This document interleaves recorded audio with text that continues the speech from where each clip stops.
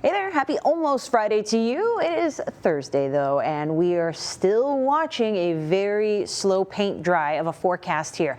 Small changes, but they will add up to something exciting at the end of the 7-day forecast. At least so far it looks that way. We're talking about the potential for some rain.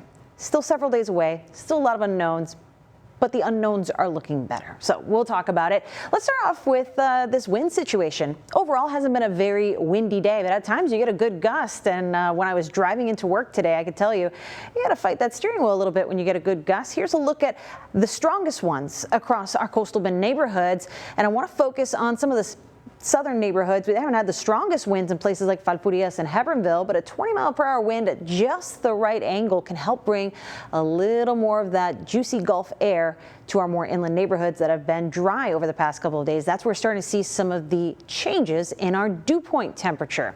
Dew point temperature tells us about the water in the air more so than the temperature, right? But it's how much water is in the air in relation to our temperature. So we're starting to see steady increases. It's not a whole lot. It's a very small change for most of us, but for the southern neighborhoods, they're finally catching up a little bit too. And if you were up early, you saw some of that very shallow fog.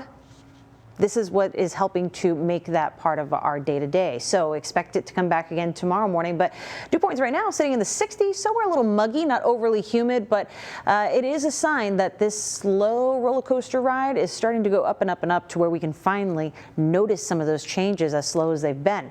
Temperatures, however, have been much more noticeable. Still hanging out at 80 degrees in San Diego, 77 in Alice, same in Robstown and at CCIA, all feeling just a little bit warmer. Again, humidity plays a big role in that. But heading into the next 7 days, will we have enough water to actually make it fall from the sky? That's what we're hoping for, because at this point, our drought just looking worse. For November alone, we're behind by about an inch of rainfall for the month. For the year, we are working our way past 12.5 inches of rainfall that we haven't seen. More than a foot, that we have not seen this year. So aside from the warm temperatures, mornings are getting a little warmer too to catch up, and this trend will just slowly continue to snowball into next week. So if you have been enjoying this weather for the dog walk, Max is our star of the day, looking proper with that tie, very dapper.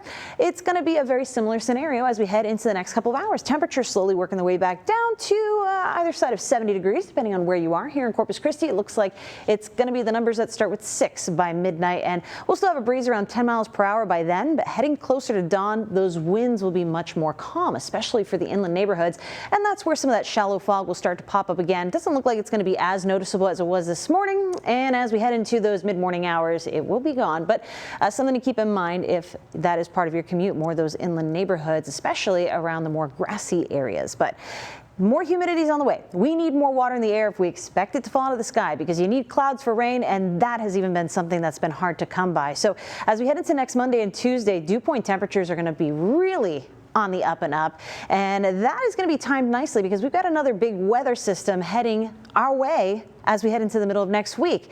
That could really be a good combo to chip away at some of this. This is actually last week's drought monitor. Look at what today's update brought us. Worse news when it comes to our drought. More of this orange and red, severe to extreme drought creeping across central and south Texas. So not ideal, but not a surprise because we haven't had meaningful rainfall.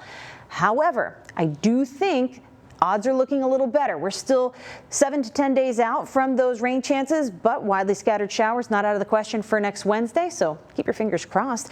Here's a look at what to expect between now and then. Temperatures are going to be staying warm.